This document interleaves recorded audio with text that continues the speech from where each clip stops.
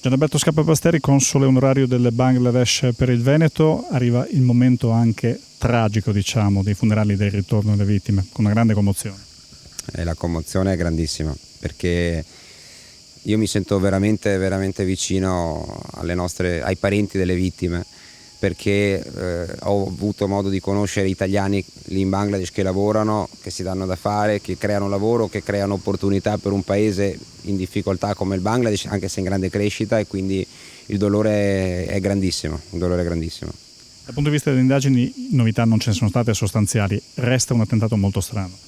È un attentato molto strano per la dinamica, più che per la dinamica, le modalità e la composizione soprattutto degli attentatori.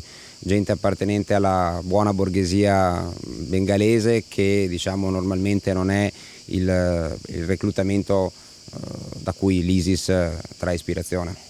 Dopo Dhaka cosa cambia nei rapporti tra l'Italia e il Bangladesh, soprattutto per la parte, diciamo, produttiva, lavorativa? Sicuramente ci sarà più paura e prudenza. Dai primi report che ho avuto con l'ambasciata italiana a Dhaka, che anche lei diciamo, sta cercando di capire il dipanarsi degli eventi, comunque la presenza italiana di italiani residenti a Dhaka rimarrà, non torneranno in Italia, continueranno a lavorare a Dhaka. È chiaro che vi potrà essere un arresto di nuove imprese italiane che prima potevano essere maggiormente motivate a recarsi in Bangladesh per fare investimento.